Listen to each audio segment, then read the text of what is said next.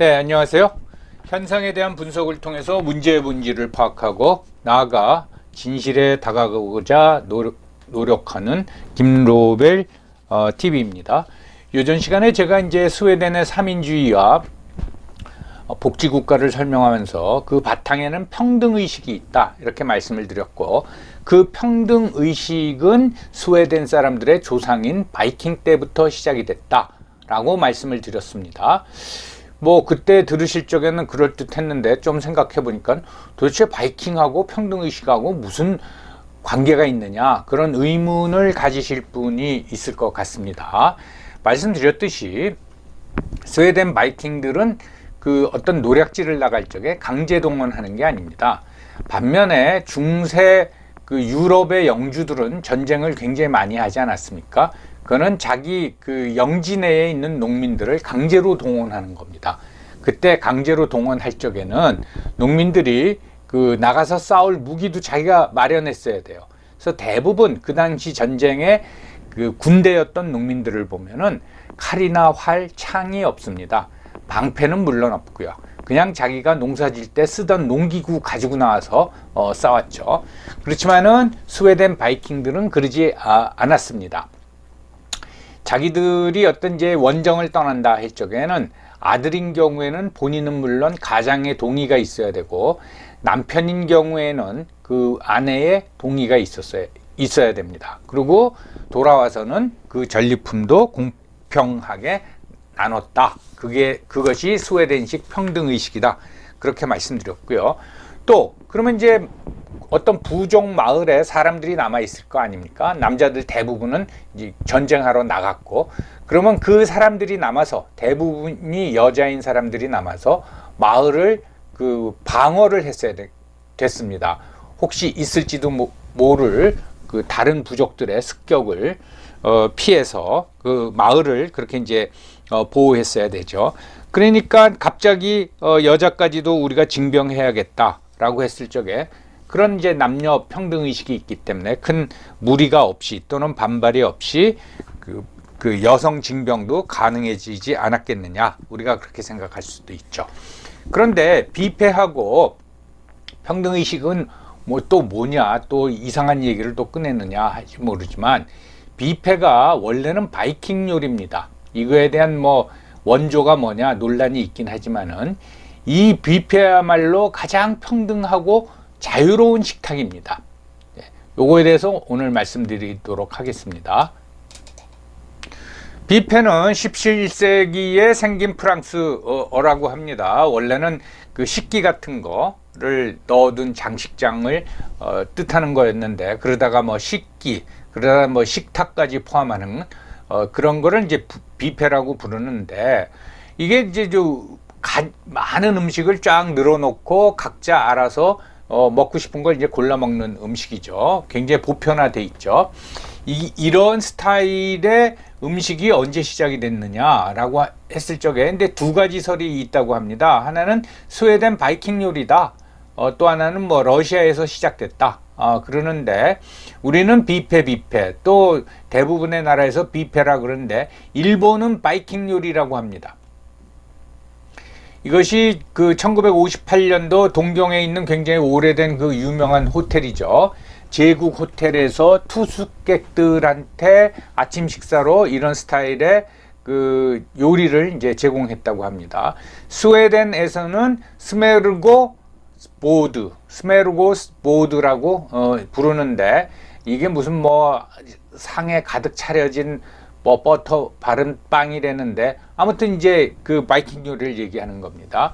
우리나라에서도 처음에는 바이킹 요리라고 했습니다. 그 우리나라에서의 원조는 서울 을지로 5가에 있는 국립의료원의 스칸디나비안 클럽이라고 있었습니다. 이건 멤버십으로 운영이 되는 거였는데, 왜 스칸디나비안 클럽이라고 했냐면은 이 국립의료원은 전쟁 후에 스웨덴, 덴마크, 노르웨이 이 3개국이 그 원조를 해서 세워진 병원이고, 이 국립의료원에는 이 3개국 의사하고 또 간호사들도 와서 일했습니다.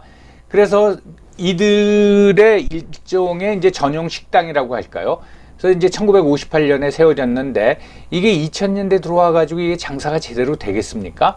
그러니까 2012년에 이제 영업을 종료했죠. 그러니까 폐쇄했죠. 그래서 아직도 우리나라 사람들 중에서 스칸디나비안 클럽에 대한 애착을 가지고 있는 분들이 회원들이었죠. 이걸 어떻게 다시 살려보자 라는 노력을 하고 있는 걸로 이제 알고 있습니다. 참고적으로 이 노르웨이는 6.25 전쟁 때 병원선을 가지고 왔습니다. 그래서 그 병원선에서 부상자도 치료하고 또 우리나라 피난민들도 치료하고 그랬는데 그 당시에 16살, 17살 된 이철호라는 우리나라 소년이 있었습니다. 이 포탄 파편을 맞아서 다리가 심각하게 부상을 입었는데 수술을 여러 번 해줬다고 합니다. 그런데 이렇게 완치가 안 되니까 노르웨이 의사들이 안 되겠다. 너는 우리가 본국으로 데려가 가지고 치료를 해야겠다. 그래서 노르웨이로 데려갔습니다.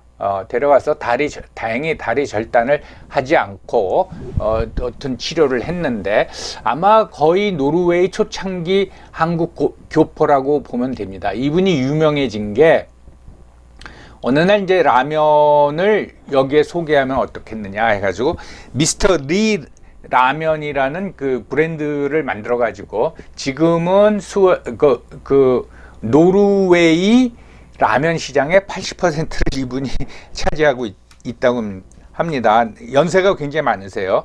80세 중반을 넘은 걸로 알고 있습니다. 참고로 말씀드렸어요. 바이킹의 전통은 이렇게 원정 후에 고향에 와서 축제를 벌이는데 살아오고 또 약탈품도 많으니까 이제 축제를 벌이는데 그러면은 각 지역에서 약탈해온 그 다양한 음식을 기다란 테이블에다 쫙 깔아놓고 그 다음에 또 남아있던 사람들도 준비한 음식과 술을 깔아놓고 그거를 먹고 마시면서 즐겼다고 합니다. 밤새 즐기기도 하고 또 며칠씩 그렇게 즐기기도 했다라는 거예요. 그러면 그것이 뷔페라고 부르던 바이킹 요리라고 부르던 평등의식하고 무슨 관계가 있느냐? 여러분들 한번 자세히 생각해 보시기 바랍니다. 뷔페는 일정한 규칙이 없습니다. 그냥 자기가 가가지고 먹고 싶은 걸 먹으면 되는 거죠. 누가 강요하지도 않죠. 또 서빙하는 사람도 없습니다. 물론 이제 우리나라 같은 경우에는 빈 그릇을 놔두면 가져가는 사람이 있긴 하죠. 근데 여러분들 어떤 레스토랑에 가가지고 우리가 여럿이서 식사를 한다고 한번 생각해 보세요. 그럼 앉는 자리가 있죠. 높은 사람, 낮은 사람이 있고, 그 다음에 서빙하는 웨이터가 있습니다. 웨이터가 와서 음식을 내오면은, 어느 분부터 먼저 드리세요 해가지고 제일 연장자 또는 제일 높은 사람부터 이런 이제 격식이 있는 겁니다. 그 다음에 포크하고 나이프도 딱 순서대로 나눠져 있죠. 그 다음에 많이 이제 헷갈리는 게 빵하고 이제 드링크를 어디다 놓느냐, 왼쪽이냐 오른쪽이냐. 이 포크도 샐러드 먹는 포크가 따로 있고 스테이크 찍어 먹는 게 따로 있고 그 다음에 디저트 먹는 포크가 따로 있죠. 나이프도 마찬가지죠. 이런 일정한 규칙이 없습니다. 그래서 굉장히 자유스럽습니다. 그리고 서빙하는 사람도 없고 그 다음에 누구한테 먼저 디시를 놔야 되는 순서도 없고 그렇기 때문에 굉장히 평등한 거죠.